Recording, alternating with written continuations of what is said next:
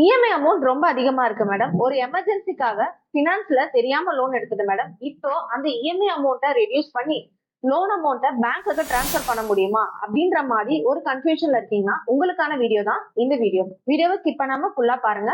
இந்த மாதிரி banking update எல்லாம் வேணும்னா நம்மளோட சேனலை ஒரு ஃபாலோ பண்ணிக்கோங்க.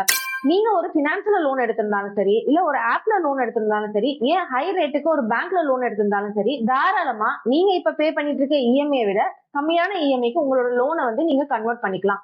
அதுதான் பேலன்ஸ் ட்ரான்ஸ்ஃபர். ஃபார் எக்ஸாம்பிள், நீங்க வந்து நான் banking finance, Bajaj finance, Tata capital, Aditya Birla, Fullerton India, InCred, Finable, இந்த மாதிரி நான் பேங்கிங் செக்டர், இதை தவிர்த்து மணி வியூ, கிரெடிட் பி, இந்த மாதிரி ஆப்ல நீங்க லோன் எடுத்திருந்தீங்க அப்படின்னா அந்த லோனோட அவுட்ஸ்டாண்டிங் அமௌண்ட் என்னவோ அதை மட்டுமே உங்களுக்கு பேங்க்குக்கு கன்வெர்ட் பண்ணி பர்சனல் லோன் பேலன்ஸ் ட்ரான்ஸ்ஃபர் மூலமா இப்ப நீங்க இஎம்ஐ என்ன பே பண்ணிட்டு இருக்கீங்களோ அதுல இருந்து இஎம்ஐ ரெடியூஸ் பண்ணி கொடுத்துட்டு இருக்கோம். இந்த மாதிரி நீங்க ஹை ரேட்ல எடுத்திருக்க லோன் அமௌண்ட்டை லோ ரேட் ஆஃப் இன்ட்ரெஸ்ட்க்கு மாத்தணும், நீங்க எக்ஸிஸ்டிங் இஎம்ஐ அமௌண்ட்டை ரெடியூஸ் பண்ணணும்னா நீங்க தாராளமா லோன் டேக்கர் கான்டாக்ட் பண்ணி ஸ்கிரீன்ல தெரியல இந்த நம்பருக்கு கால் பண்ணி நீங்க உங்க லோனை வந்து பேலன்ஸ் ட்ரான்ஸ்ஃபர் பண்ணிக்கலாம்.